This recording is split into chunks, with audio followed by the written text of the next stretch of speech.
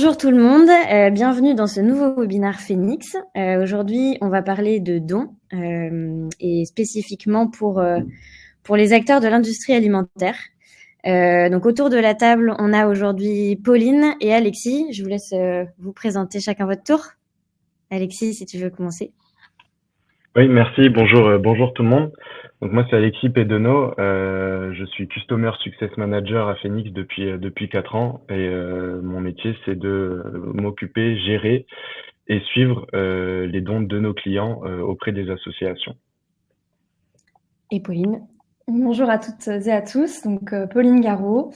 Je suis chargée de partenariat associatif chez Phoenix depuis 2 ans. Et mon rôle est d'intégrer de nouveaux partenariats associatifs et d'accompagner nos réseaux partenaires pour les accompagner dans leurs besoins en dons. Ça marche. Merci à tous les deux. Donc, au sommaire de ce webinaire, on va faire un petit rappel législatif, mais vraiment très rapide.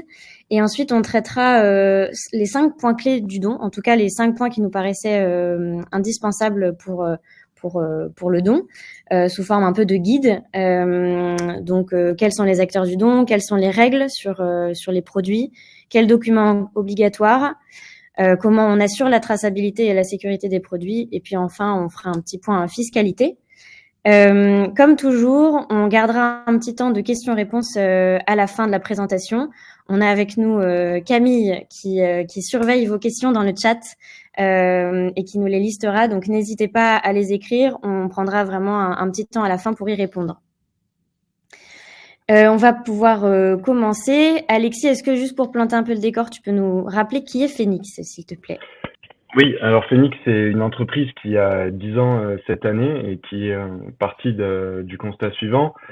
C'est que si on arrive à réduire le gaspillage alimentaire, on va pouvoir réussir à nourrir les personnes en situation de précarité sur le territoire. Phoenix a commencé à développer son activité dans un premier temps auprès des retailers alimentaires et on a élargi notre action auprès des industriels alimentaires et non alimentaires.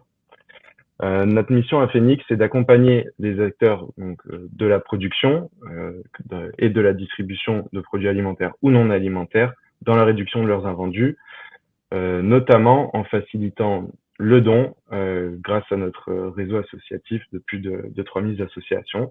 Et si on doit retenir un chiffre, c'est plus de 37 000 tonnes de déchets revalorisés par an.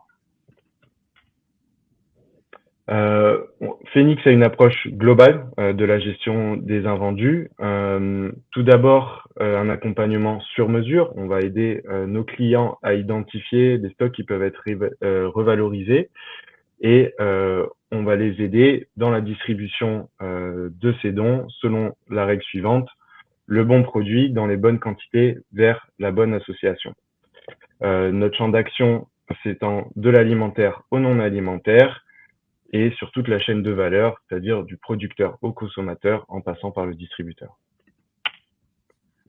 On travaille avec plusieurs acteurs de l'IAA, que ce soit le végétal, le laitier, les viandes, etc., etc. Merci. Petite intro avant de passer aux règles du don. Alexis, toujours, est-ce que tu peux nous rappeler un petit peu les grandes lignes de ce que dit la loi sur cette partie-là? Alors globalement, ce qu'il faut retenir aujourd'hui, c'est que les industriels du PGC doivent trouver des solutions pour leurs invendus autres que la destruction. Ça s'est fait petit à petit avec d'abord l'interdiction de rendre impropres à la consommation les invendus encore consommables, puis avec la mise en place de conventions de dons avec les associations. À partir de 2016, la loi se précise et elle va devenir un peu plus stricte, notamment pour répondre aux objectifs du Pacte national de lutte contre le gaspillage alimentaire. Donc, elle est plus stricte, notamment sur la hiérarchisation des solutions mises en place pour valoriser les invendus, à savoir, dans l'ordre, la prévention contre le gaspillage, le don, l'alimentation animale ou enfin la valorisation énergétique. Elle exige notamment des industriels qu'un diagnostic des pertes alimentaires soit réalisé pour mesurer ce gaspillage et pour que l'industriel puisse piloter la démarche qui s'ensuit. Et enfin, on attend des industriels qu'ils soient plus transparents. Ok, donc pour résumer, depuis 2013, la loi sur le gaspillage alimentaire, elle devient de plus en plus exigeante pour les industriels. Et le don, ça reste quand même la solution privilégiée. Une fois qu'on a dit tout ça, on va pouvoir commencer à parler un peu solutions et comment ça se passe sur le don. Donc déjà, premier point, Pauline, est-ce que tu peux nous rappeler qui sont les acteurs du don? Qui doit donner et à qui? Alors, qui doit donner? En fait, tout acteur qui s'inscrit dans l'un des 3 points là qu'on voit sur la slide. Donc, les distributeurs du secteur alimentaire, les opérateurs de commerce de gros et les industriels agroalimentaires dont le chiffre d'affaires annuel est supérieur ou égal à 50 millions d'euros. Ne pas oublier également les acteurs de la restauration collective. Ils sont concernés par ces obligations donc, de revalorisation de leurs invendus depuis l'extension de la loi en 2020. Et côté récepteurs, Ouais. pour les associations, est-ce que toutes peuvent recevoir les dons ou est-ce qu'il y a des spécificités à prendre en compte? Alors, si le donateur souhaite bénéficier d'une réduction fiscale, il faut que l'association puisse être éligible à émettre un reçu fiscal. Donc pour ça, en fait, il y a un seul critère fondamental, c'est que l'association, elle doit être reconnue d'intérêt général. Alors, qu'est-ce qu'une association reconnue d'intérêt général? Il y a 3 critères à cela. L'association doit avoir un but qui est non lucratif. L'association doit avoir une gestion désintéressée. Et enfin, elle ne doit pas viser un cercle restreint de personnes. Donc si par exemple, moi, association Pauline, j'ai une association qui ne vise que Enora et Alexis, j'ai un cercle limité, donc ça fonctionne pas, par exemple. La reconnaissance, l'État n'émet pas de garantie pour prouver que l'association est reconnue d'intérêt général. Donc, c'est là qu'il est important de bien connaître son réseau associatif. Chez Phoenix, par exemple, on a une équipe dédiée à accompagner les associations sur le terrain, dans tout le maillage territorial, pour justement apporter cette expertise et cette connaissance de notre réseau associatif. Et quelle est donc la différence entre d'intérêt général, enfin reconnu d'intérêt général et reconnu d'utilité publique? Justement, la différence, en fait, c'est que reconnu d'utilité publique, là, au contraire, il y a une reconnaissance, une certification qui est délivrée par l'État. Pour être reconnu d'utilité publique, en fait, ça se fait par décret au journal officiel. Il y a une délivrance en fait d'une attestation annuelle avec la date et le numéro de décret de la reconnaissance d'utilité publique, RUP pour les intimes. Et pour être RUP, il y a plusieurs conditions fondamentales à remplir. Et la première, c'est d'abord d'être reconnu d'intérêt général. Donc c'est vraiment en fait ce qui prône pour pouvoir bénéficier d'une réduction fiscale si on souhaite donner. Il faut que l'association soit reconnue d'intérêt général, même si celle-ci est RUP, elle doit d'abord être reconnue d'intérêt général. Ok, très clair. Et est-ce qu'on peut donner à d'autres associations ou à d'autres types de structures? Dans les faits, en fait, si justement il n'y a pas cette condition à remplir, donc qui est de bénéficier d'une réduction fiscale à la fin de son don, typiquement, on peut donner à n'importe quel type d'association. Là, on n'est pas contraint. Donc, dans les faits, en fait, on peut donner à n'importe quel type de structure. Ensuite, sur le type de structure, c'est vrai que là, on parle beaucoup d'associations. Donc, si on parle d'association, on va parler du statut juridique loi 1901, qui en fait qui compose une grande majorité des associations aujourd'hui qu'on connaît en France. Mais il y a évidemment d'autres types de structures avec lesquelles, par exemple, Phoenix est amené à travailler, qui n'a pas le statut juridique d'association loi 1901 et qui pourtant peut totalement émettre un reçu fiscal à la fin de l'année. Phoenix travaille par exemple avec des fondations, des CHRS, des CCAS, centres communaux d'action sociale, ou alors des groupes d'intérêt public. Donc il y a vraiment au niveau associatif, c'est très très large et en fait ça va dépendre aussi en fonction du type d'activité de l'association. On va aussi viser donc forcément une association différente. Ça marche, merci. Alors maintenant sur les règles du don. On va se pencher sur ce sujet-là et sur les caractéristiques un peu des produits. Déjà, pour commencer, Alexis, est-ce que tu peux nous expliquer un petit peu quels sont les produits qui peuvent ou qui doivent être fléchés vers le don? Oui, alors il y a plusieurs catégories. La première et la plus évidente, c'est les produits qui étaient initialement destinés à la vente, donc les invendus. Mais on peut aussi faire du don sur d'autres catégories de produits. Par exemple, la loi autorise et encourage même le don des essais industriels ou alors des gammes qui ne sont pas commercialisées suite à un changement de recette ou d'emballage, et même sur les matières premières. Le tout, évidemment, tout en respectant bien les règles qu'on va vous présenter. Ça marche. Donc, en fait, il n'y a pas que les invendus qu'on peut donner, au contraire. Est-ce que, donc avant de parler de ces 3 règles-là qui sont sur la slide, est-ce que tu peux nous dire, Alexis, s'il y a certains produits qui sont interdits tout simplement au don? Euh, alors oui, il en existe quelques-uns. Par exemple, on va avoir la viande hachée ou alors les produits pour bébés qui ont une DDM dépassée, les crustacés ou les coquillages, ou encore des pâtisseries à base de crème fouettée. Enfin, la liste est plus conséquente. Je vais pas tous les dire. Ça marche. Et donc, pour chaque typologie de produit, quelles sont les principales règles, les principaux points d'attention à avoir en tête pour s'assurer que les produits sont bien donnables? Alors, globalement, il y a 3 choses sur lesquelles on doit faire attention. La première, c'est la date, qui est très importante, mais il y a aussi l'étiquette et les informations qui apparaissent sur celle-ci, et le conditionnement des produits. Les produits doivent être consommables. Ok, donc sur les dates, peut-être pour commencer, donc on le sait globalement à peu près tous, il existe 2 types de dates, les DDM et les DLC. Comment ça marche pour le don? Peut-être les DLC d'abord? Oui, alors la loi dit que pour les DLC, les industriels doivent s'engager à respecter un délai de 48 heures à 72 heures avant la fin de la DLC pour remettre les produits aux associations. Mais elle dit aussi que dans certains cas exceptionnels, il est possible de donner les produits à J0, mais sous certaines conditions. Il faut déjà que l'association accepte, mais aussi qu'elle puisse distribuer ou transformer les produits le jour même. C'est donc une exception et le délai d'au moins 48 heures sur les DLC est très important, puisque dans le cas d'une DLC courte, il faut s'assurer que l'asso puisse bien distribuer les produits afin qu'ils puissent être consommés par les bénéficiaires. D'où, encore une fois, l'importance de bien connaître aussi son réseau associatif. Ok. Et pour les DDM, comment ça se passe? Alors, pour le coup, c'est plus simple. Pour les DDM, le délai est plus long puisque on peut donner jusqu'à 3 mois après la DDM si on est sur le format jour, mois, année. Et on peut aller encore au-delà si on a le mois, année ou encore seulement l'année. Ok. Merci pour ce point de date. Sur la partie étiquette, maintenant, quelles sont les principales informations qu'il faut checker?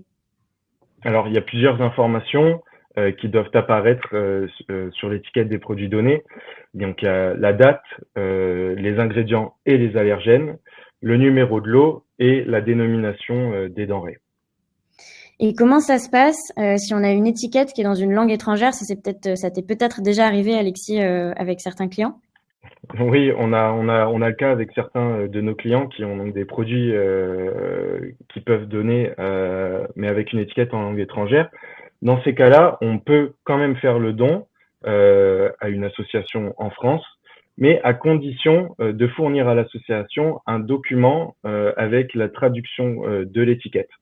En fait, il faut s'assurer que lors de la distribution des produits aux bénéficiaires, l'association puisse fournir avec le produit la traduction de l'étiquette aux bénéficiaires.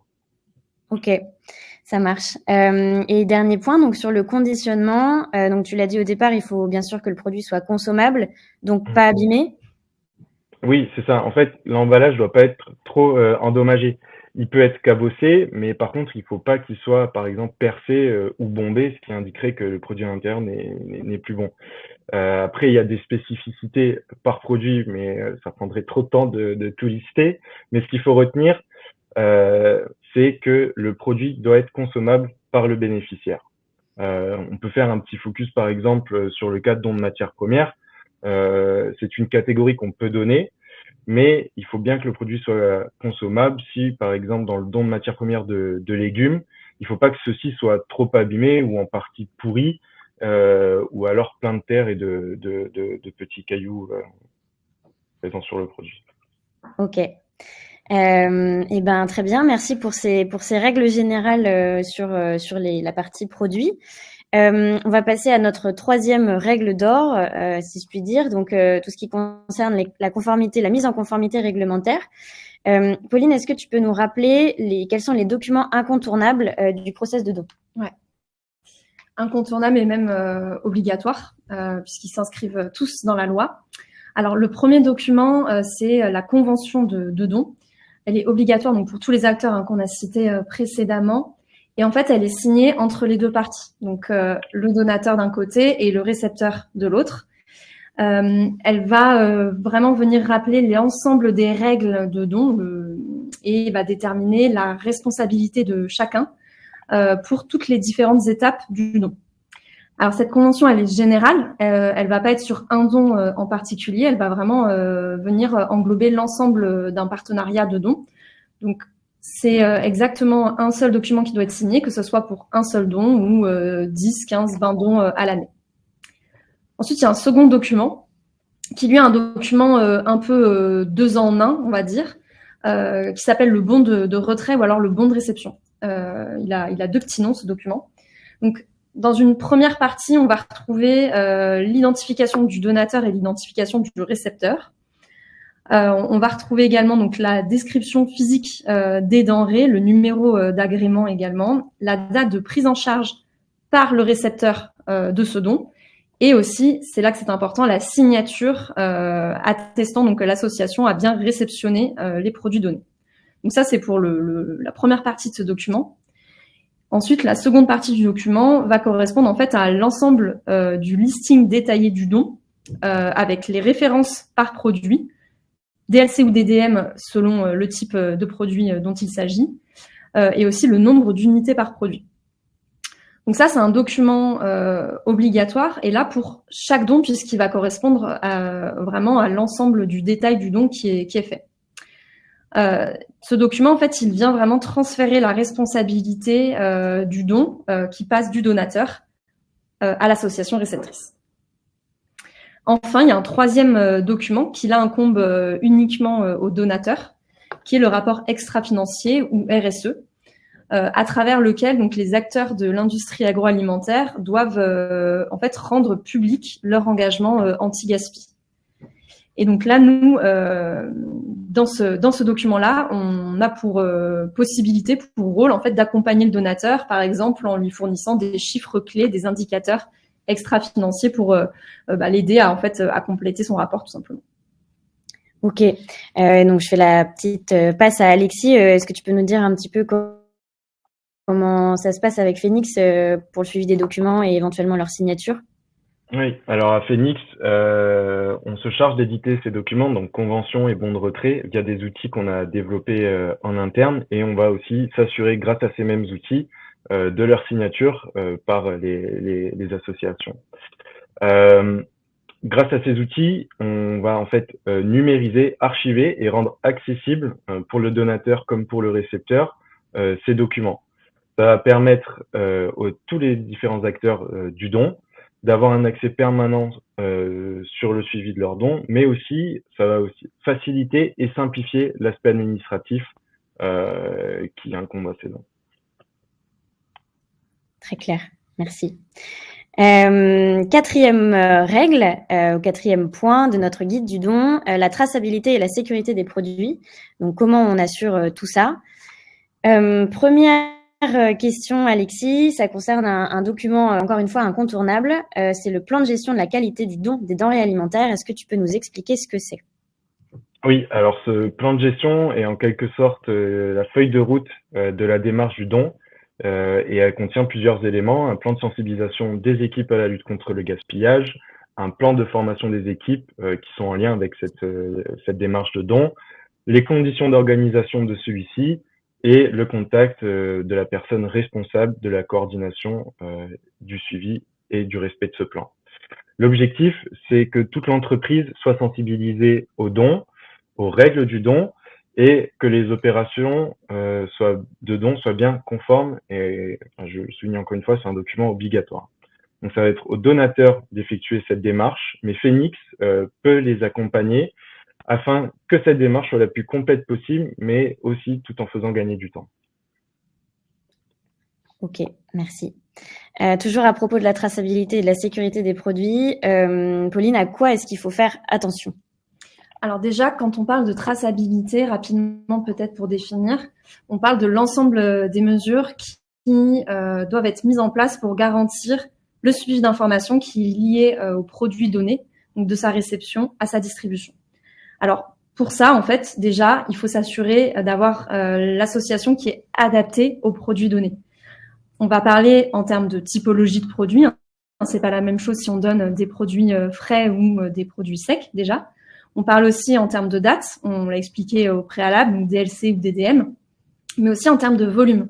Qu'est-ce que je donne? Est-ce que je donne quelques colis ou est-ce que je donne des palettes entières? Donc ça, c'est des éléments qu'il faut avoir en tête, puisqu'en fonction de ces éléments-là, on va trouver une association qui va être adaptée et en capacité de recevoir ces dons, mais aussi de les distribuer, en termes de stockage, de transport, par exemple.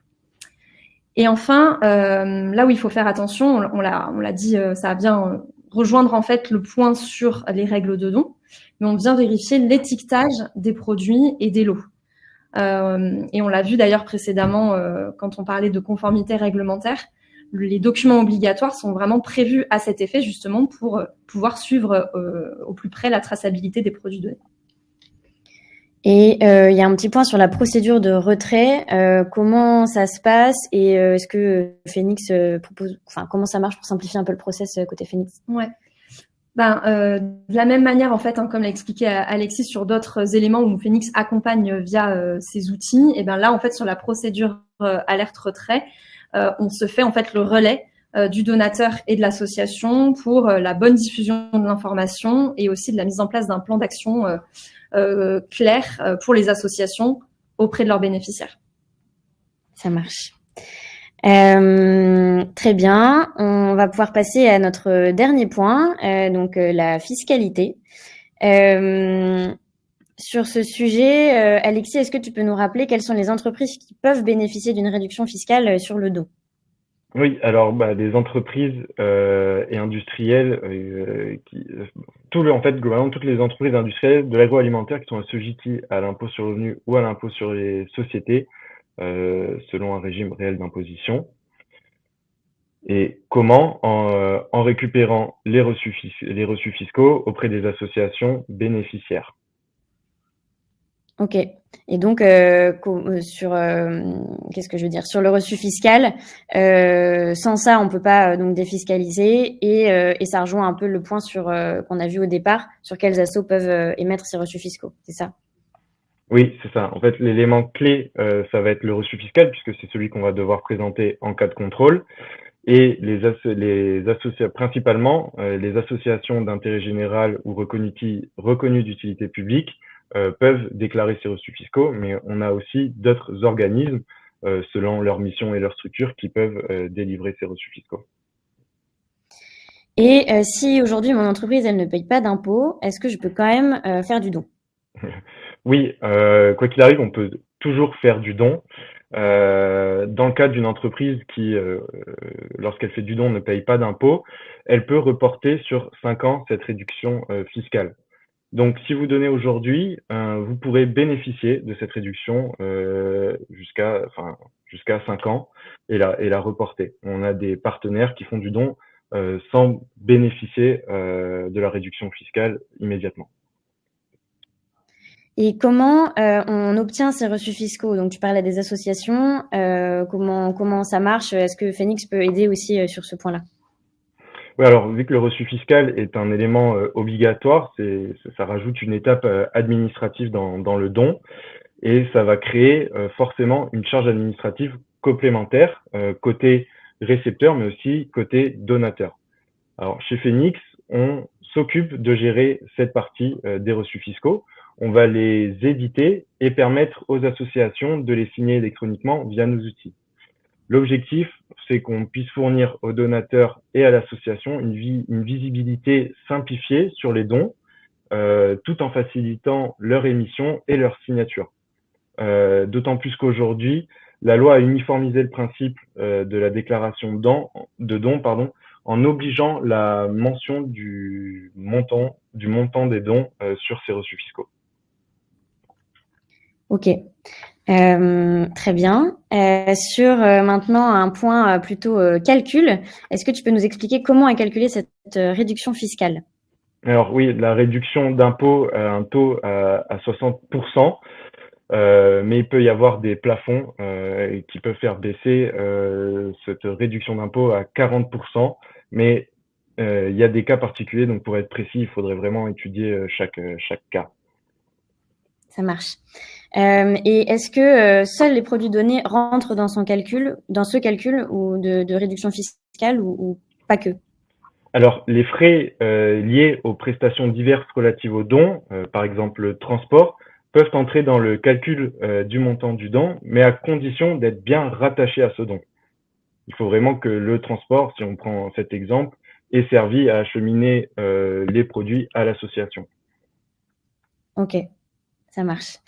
Et ben, je crois qu'on a fait le tour sur notre guide du don. On a vu que donc il y avait pas mal de points à avoir en tête et voilà beaucoup de choses à garder en mémoire pour que tout se passe bien. Peut-être qu'on peut faire un petit point sur éventuellement l'accompagnement de Phoenix, comment ça marche et pourquoi ça peut être intéressant de faire appel à un prestataire. Pauline, peut-être tu peux nous en dire 2-3 mots? Ouais, on a déjà disséminé quelques éléments de réponse dans notre échange, mais déjà, la valeur ajoutée de Phoenix, en fait, pour résumer, elle va se reposer sur 2 piliers majeurs. Notre expertise, dans un premier temps, et dans un second temps, notre réseau. On l'a dit en tout début de ce webinaire, de plus de 3000 associations partenaires. Donc, en fait, grâce à ces 2 forces-là, on va être capable, chez Phoenix, de trouver des solutions déjà pour tout type de produits, on l'a déjà dit, même les plus insolites, et aussi d'en garantir leur traçabilité, ce qui est essentiel. On va aussi être en capacité de gérer tout type de quantité, de la ramasse au don ponctuel, de quelques colis jusqu'à plusieurs centaines de palettes, dans une capacité de réaction assez forte, quel que soit le type de produit et quelle que soit sa récurrence. Et enfin, on a un maillage territorial associatif très fort, avec une équipe dédiée de chargés de relations associatives qui accompagne et suit nos partenaires associatifs en région et qui vraiment sont là pour avoir cette expertise régionale très forte. Merci. Et pour finir, Alexis, est-ce que tu peux nous résumer l'accompagnement de Phoenix en quelques étapes clés? Oui, la première étape, c'est de trouver l'association adaptée en fonction des produits, mais aussi des problématiques. Donc ça, c'est quelque chose qu'on est capable de faire grâce à notre réseau associatif, comme l'a évoqué Pauline. Une fois qu'on a trouvé cette association, on va mettre en place une logistique sur mesure, c'est-à-dire que on va soit faire passer une association en direct si elle a le matériel nécessaire. Donc par exemple, si c'est des produits frais, grâce à nos connaissances, on va savoir si l'association a un camion frigo pour récupérer ces produits, ou alors affréter un transporteur pour qu'il puisse livrer des produits à l'association. La troisième étape, c'est la traçabilité. Donc cette traçabilité des produits est assurée parce qu'on connaît bien notre réseau associatif, mais aussi grâce aux différents outils informatiques où tout est numérisé et archivé pour bien suivre cet aspect-là. Et enfin, un suivi administratif simplifié, c'est la dernière étape. Donc, là, c'est l'édition des documents, comme je disais tout à l'heure, par Phoenix et leur archivage sur notre plateforme pour qu'ils puissent être accessibles à tout moment par le donateur, mais aussi par le récepteur. Formidable. Merci à tous les deux. Eh ben, on a fait le tour. On arrive à la fin de cette présentation. On a mis 30 minutes pile poil. On est vraiment dans les délais. Donc, on a du temps pour les questions. Merci encore une fois à tous les deux. On a appris pas mal de choses. Si toutefois on avait oublié des éléments, n'hésitez pas à poser vos questions. Il y en a déjà 2 dans le chat.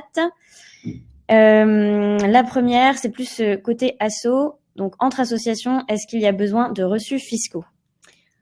Alors non, entre associations, il n'y a pas besoin d'un reçu fiscal puisque le reçu fiscal, c'est vraiment ce qui permet de défiscaliser le don et donc l'association ne défiscalise pas son don. En revanche, ce qu'on préconise évidemment, c'est s'il y a une redistribution par exemple de dons entre associations, ce qui est possible. Il y a même des associations pour lesquelles ça fait partie de leur activité. C'est évidemment, donc là, pour le coup, ça rejoint le point sur la traçabilité, donc être vraiment en mesure et en capacité de lister et de tracer les produits, donc via des documents clés pour effectuer cette traçabilité. Merci Pauline. On a une autre question, peut-être que vous pourriez la compléter. La question c'est, y a-t-il des spécificités pour les entreprises étrangères? Est-ce que vous pouvez peut-être nous en dire un peu plus sur ce que vous souhaitez savoir? Effectivement, des spécificités pour les entreprises étrangères, il y en a. Après, tout dépend déjà du pays dans lequel on se situe et quel type de spécificité en termes peut-être de loi sur la réduction fiscale, sur le don. N'hésitez pas à compléter. C'est en cours. Alors, entreprise allemande qui vend des produits en France, est-ce que fiscalement, il y a des différences? C'est une très bonne question. Moi, personnellement, je suis pas spécialiste de la fiscalité en Allemagne. Il y a des différences, en tout cas en Europe, ça c'est une certitude.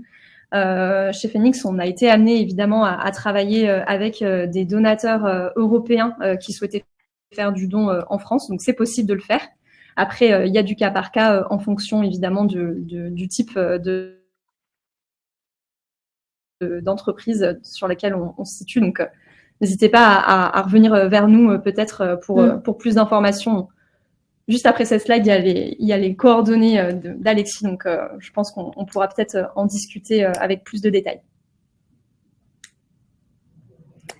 Est-ce qu'il y a d'autres questions pour Alexis et Pauline? Alors, une question. Tous les dons reçus par Phoenix sont-ils tous proposés sur la plateforme? Oui. Alors oui,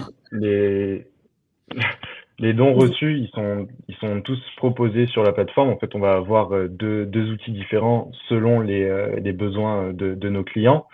On va avoir un premier outil dans le cas d'un client qui, par exemple, va avoir une sorte de récurrence en fait dans ses invendus. Dans ce cas, on va mettre en place un planning avec une association où à chaque passage, les documents seront mis sur cette plateforme-là et l'association aura accès et pourra signer électroniquement les documents.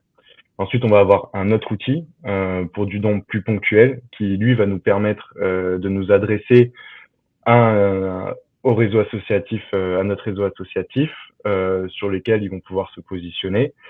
Et ensuite, on va choisir l'association la mieux adaptée selon plusieurs critères pour pouvoir récupérer les produits. Donc, dans tous les cas, les dons, effectivement, ils sont toujours proposés sur notre plateforme, que ce soit l'une ou l'autre.